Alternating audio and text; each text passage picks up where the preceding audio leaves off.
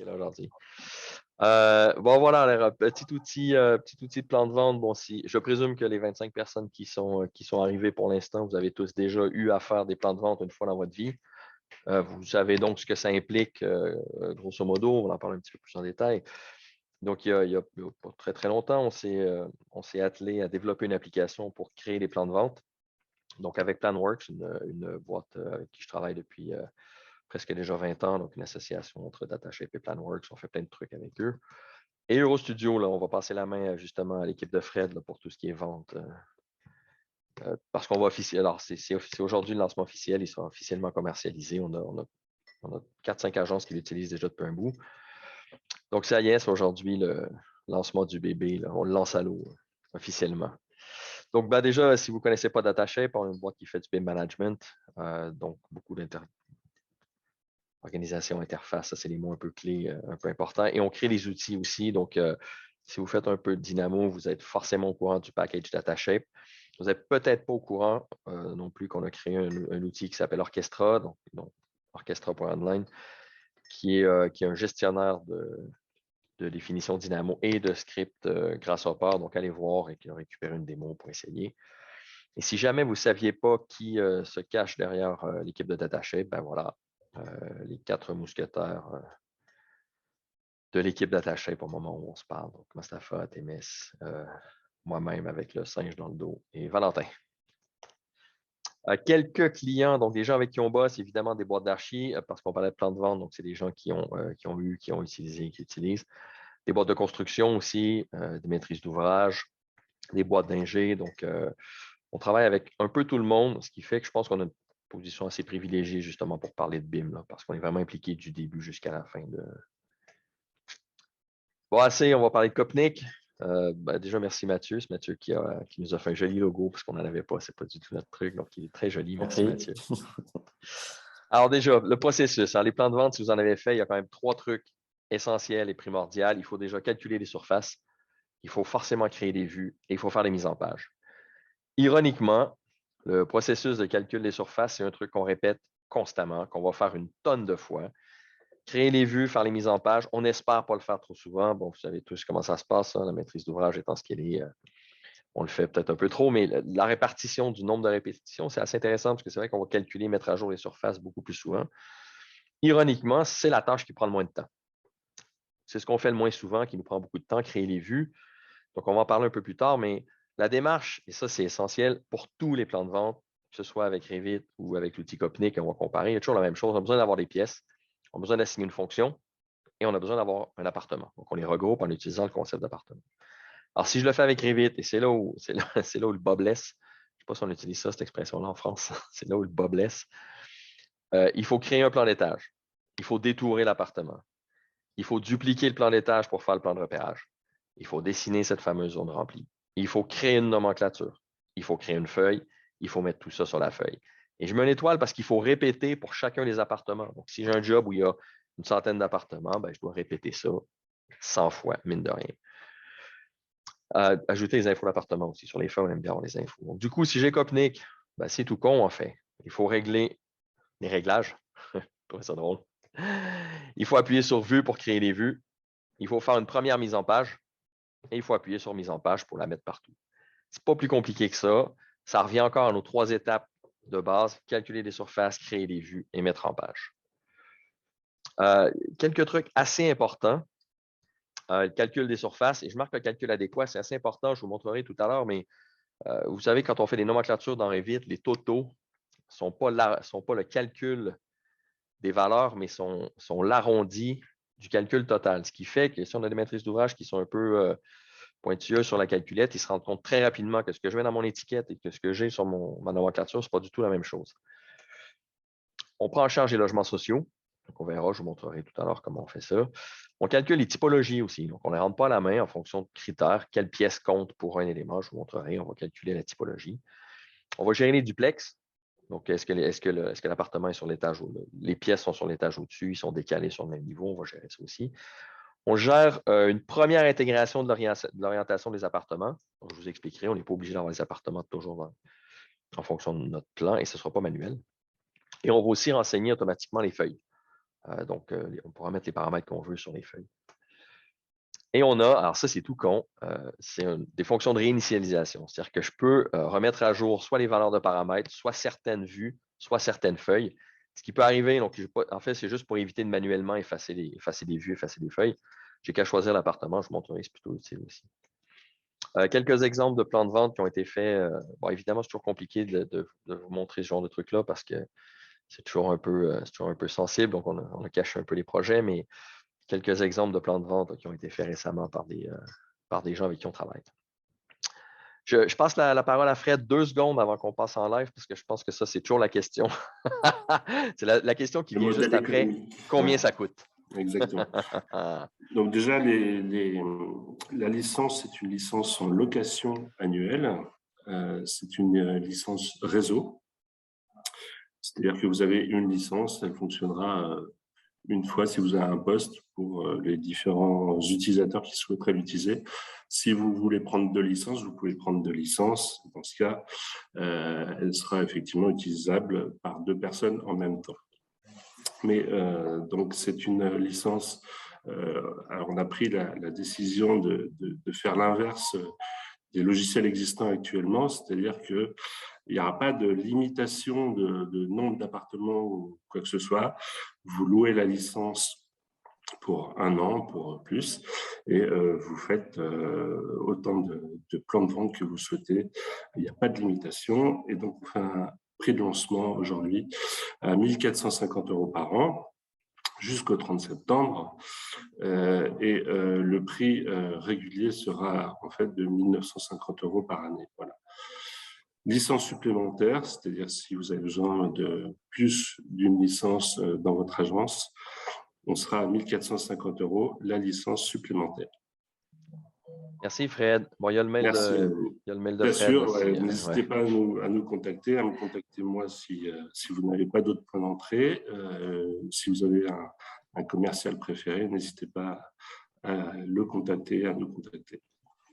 Voilà, donc ça, c'est toujours la question. Après le qu'est-ce que ça fait? On a toujours envie de savoir combien ça coûte. Ben voilà, c'est fait. Effectivement, je pense que c'est important, le commentaire de Fred. Ce qu'on a vu sur le marché, c'était les gens qui vendent des outils, sauf qu'ils sont sur un modèle d'affaires qui ne nous plaisait pas. C'est-à-dire que c'est assez difficile de budgéter sur une année combien d'appartements je vais faire.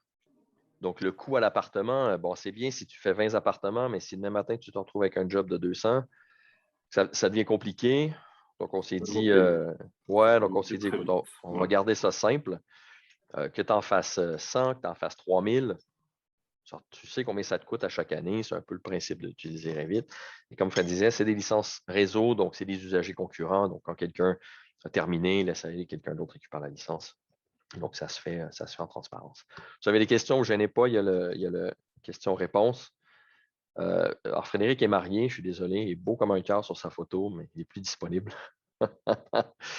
Allez, et donc, je vous montre en live. Si vous avez des questions, comme je disais tout à l'heure, ne vous gênez pas.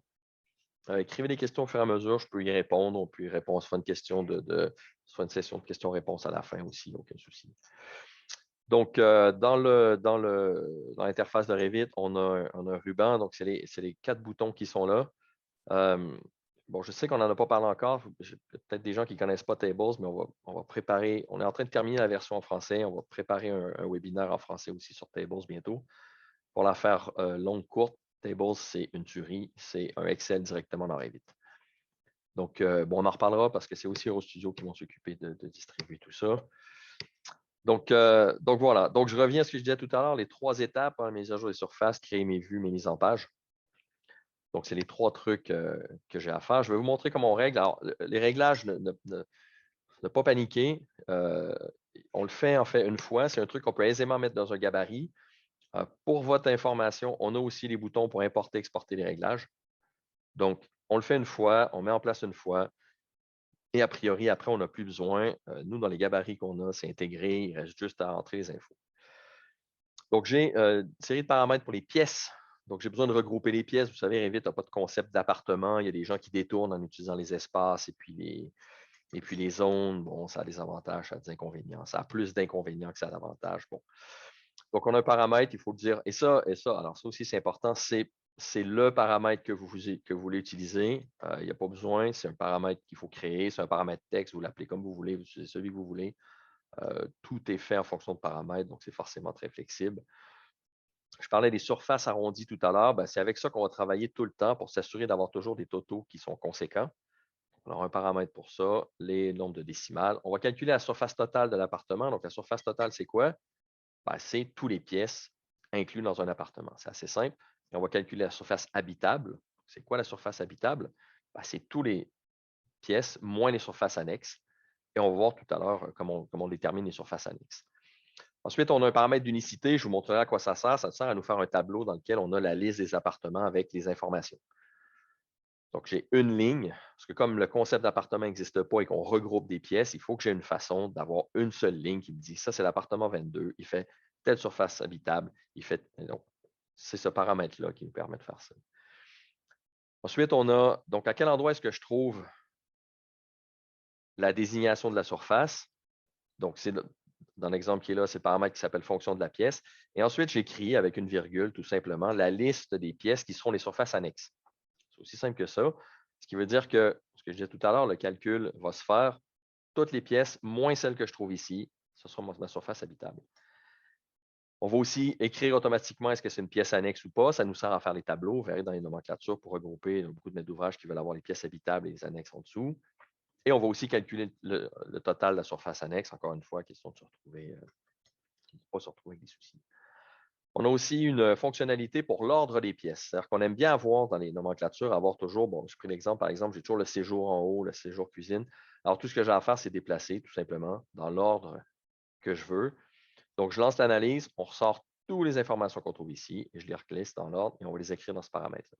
Encore une fois, les paramètres, c'est à vous de voir, c'est vous qui gérez les paramètres. Les logements sociaux, c'est assez simple. En fait, on a fait des règles.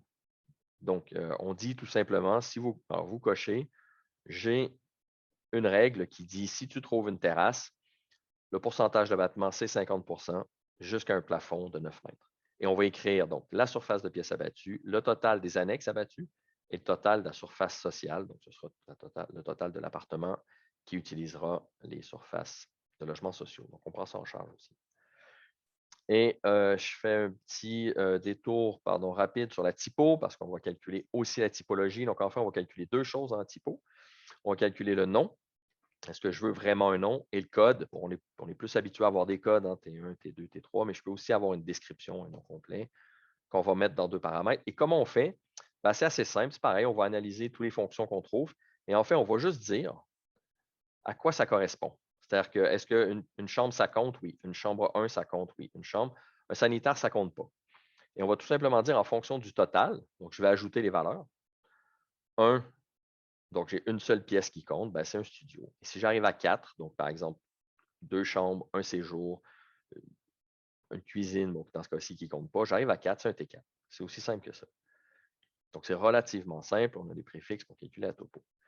Quand j'ai réglé tout ça, je lance le calcul des superficies. Donc, je vais calculer les superficies sur toutes les pièces. On récupère toutes les pièces qui sont assignées, donc qui ont ce fameux identifiant de l'appartement. Et on va calculer donc toutes les surfaces et en plus le code typo. Vous allez voir, ma nomenclature va se mettre à jour. C'est une nomenclature déjà qui me dit, dans ce projet-là, j'ai un studio, j'ai 17 T3, 24, 26 T4 et 4 appartements.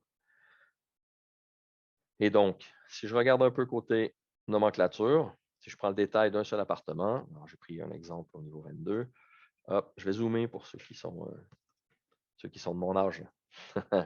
Et ça, c'est l'exemple dont je vous parlais tout à l'heure. J'ai exactement ce souci, c'est-à-dire que j'ai le total des surfaces qui est 42,40, mais quand j'arrondis, j'ai 42,41. Ce n'est pas majeur, ce n'est pas la fin du monde, ce n'est pas dramatique, mais encore une fois, si vous avez travaillé avec des maîtrises d'ouvrage qui sont assez bons sur la calculette, du coup, on se retrouve avec des soucis. Donc, on calcule et on va toujours utiliser ces valeurs-là. Donc, le total, la surface totale, c'est bien évidemment celui-là. Ma surface habitable, c'est celui-là. On va aussi répertorier la surface annexe. On a coché est-ce que c'est une pièce annexe en fonction de la fonction. ce qui me permet d'organiser ma nomenclature pour avoir les surfaces habitables et les surfaces annexes. Et j'ai cette colonne, je vous disais tout à l'heure, l'ordre des pièces où on est venu écrire une valeur tout simplement, et donc on les remet dans cet ordre-là. Donc, ça me permet d'avoir, quand je regarde les détails des appartements, ça me permet d'avoir des tableaux qui sont conséquents, qui sont toujours dans le même ordre. Si je zoome un peu, vous voyez, toujours séjour, chambre 1, chambre.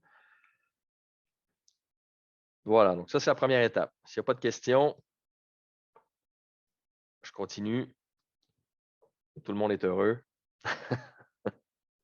Même Fred et Mathieu ne parlent plus. Ouais, ça a l'air.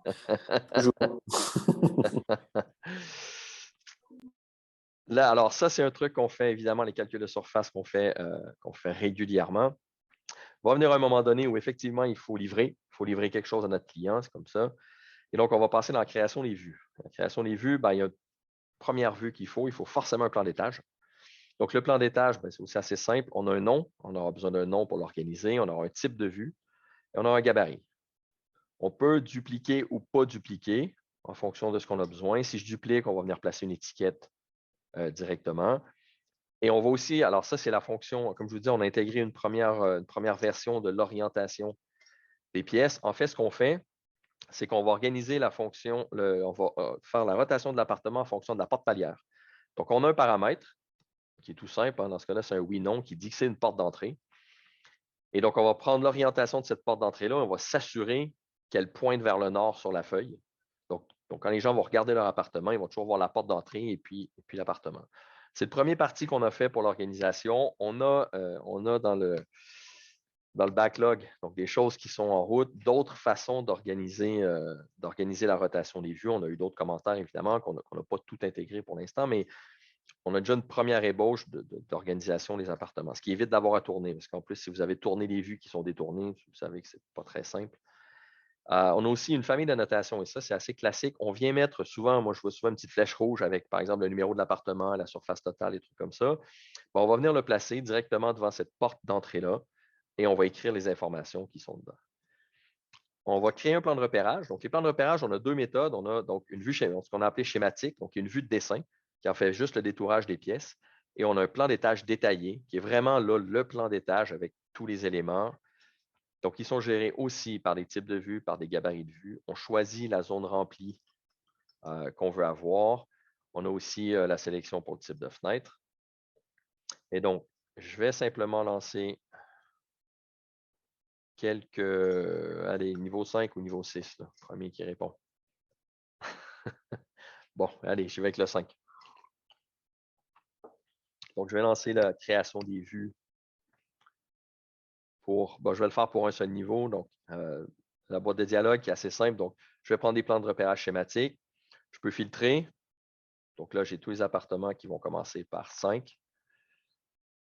Et je lance. J'ai un petit récapitulatif. Ça me dit j'ai combien de pièces. Ça me dit un peu la surface. Et hop, je lance. Donc là, on crée les vues. Vous allez voir dans mon browser, les nomenclatures vont apparaître, les vues vont apparaître, ils sont ici, plan de repérage, plan de vente d'étage. Donc, les vues apparaissent. Les feuilles, on ne les voit pas, ils sont un peu plus bas. Donc là, ce qu'on crée, c'est une première feuille sur laquelle on vient mettre toutes les vues. Voilà, s'il y a des soucis, ils vont nous dire. A priori, on va aussi nous dire qu'est-ce qui ne marche pas. Donc, je vais aller à appart 51. Voilà, j'ai mon appart. Donc, je n'avais pas mentionné, mais dans les réglages, on a aussi la possibilité dans le plan sur la création de la feuille. Voilà, donc quand je crée une feuille, pareil, je vais gérer le nom, je vais gérer son numéro, qui ne sont pas forcément les mêmes. Quelle cartouche j'utilise? Est-ce que j'insère un symbole du Nord? Est-ce que j'insère une échelle graphique? Et ensuite, on a aussi deux options, deux autres familles optionnelles. On a vu des cas où il y a un maître d'ouvrage qui voulait qu'on insère une image. Bon, on insère une image, on l'insère automatiquement aussi. On a des paramètres pour grouper. Et ce petit crochet-là, tout simple, lier les paramètres aux feuilles, eh bien, c'est ça. C'est-à-dire que je viens choisir les paramètres, tous les paramètres qu'on calcule sont gérables. Donc là, j'ai ajouté les paramètres du numéro d'appartement, de la surface totale et de la surface habitable. Donc, ils sont inscrits dans le cartouche. Donc, je fais ma mise en page. Donc, j'en place. Ça, c'est mon plan de repérage, donc en version schématique. Ma nomenclature. Donc, on va prendre en charge non seulement la position, mais on va aussi prendre en charge les largeurs de colonnes, etc. Et donc, ma dernière étape, a priori, ce sera tout simple. Ce sera de faire la mise en page. Donc, on va récupérer toutes les feuilles qui ne concernent que les appartements. Donc, on ignore tout le reste du projet, bien sûr. Et on va se faire un gabarit. Donc, je vais prendre une première feuille. Moi, je suis parti sur l'appartement 51. Donc, c'est lui où je suis venu replacer les éléments. Tous mes feuilles. Ça, c'est un duplex. Hop. Donc, je mets en page. Donc, je copie cette mise en page-là sur les autres vues. Et donc, si je viens ouvrir 52, les éléments sont exactement au même endroit. Ce n'est pas beaucoup plus compliqué que ça. Je vais retourner rapidement dans les réglages pour vous montrer 2 ou 3 trucs. On a les réglages de géométrie, c'est-à-dire que je vous disais qu'on gérait les duplex. Comment on fait? C'est assez simple. On regarde quelle distance il y a entre le paquet de pièces et une pièce qui peut être toute seule. Alors, on le fait en plan, donc sur le plan horizontal, et on le fait en vertical pour savoir s'il y a une pièce qui est au niveau supérieur. On peut aussi gérer le décalage de la zone cadrée. Donc là, pour l'instant, on met 0 mm, donc on passe sur les pièces. Je vais juste vous montrer, parce que j'avais préparé, c'est un autre gabarit de vue. Pareil, donc si on a des duplex, on va gérer les duplex. Il faudra leur appliquer un gabarit de vue différent, mais on aura les 2 vues. Il y aura les 2 étages qui seront sur la feuille du duplex. Et puis, ça a l'air tout con, mais les fonctions de réinitialisation, en fait, c'est plutôt très, très cool parce que je veux virer les vues. Je vais dire, bon, mon duplex, je ne vais pas le voir. Enfin, je n'ai pas à virer les vues manuellement, c'est-à-dire qu'il efface la feuille, il efface toutes les vues qui sont requises, donc dans mes plans de vente. Donc, voilà l'essentiel. Ce n'est pas très compliqué. On arrive à produire des trucs, je crois en tout cas pas mal. Les nomenclatures, on les voyait tout à l'heure. Et dans mes feuilles, je vais juste vous montrer sur la feuille. Donc, j'ai ce qu'on a vu tout à l'heure, donc ma liste de typologie. Et ça, on arrive à le faire avec ce fameux paramètre d'unicité. La liste des appartements, pardon. Donc, ça, c'est ce que je disais tout à l'heure aussi. C'est pareil, j'ai une liste tout simplement qui dit que j'ai mon appartement. Tiens, je peux les classer par numéro aussi. J'ai mes appartements au rez-de-chaussée, genre surface totale à surface annexe. Donc, j'ai ce récapitulatif sur une nomenclature toute simple. Donc, voilà, ce n'est pas beaucoup plus compliqué que ça. Il y a un peu de boulot en amont, évidemment. Vous savez comment ça fonctionne, hein? C'est les démos. Les démos, évidemment, le boulot en amont, il a été fait, tout est prêt.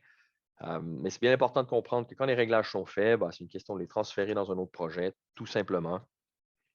Alors, soit on les exporte, soit on fait, et de les mettre dans le gabarit. Si vous faites du logement, on a des gens avec qui on bosse qui font énormément de logements. Et donc, du coup, on récupère aussi, on le met directement dans le gabarit. Moi, je terminé. Dernier petit mot, Fred. Merci à tous. Si vous avez encore des questions éventuellement plus tard, n'hésitez pas à nous contacter. De toute façon, on vous répondra, on fera suivre à Daniel si on bloque. En tout cas, c'est le lancement aujourd'hui, donc n'hésitez pas à revenir vers nous. L'offre de lancement se termine le 30 septembre.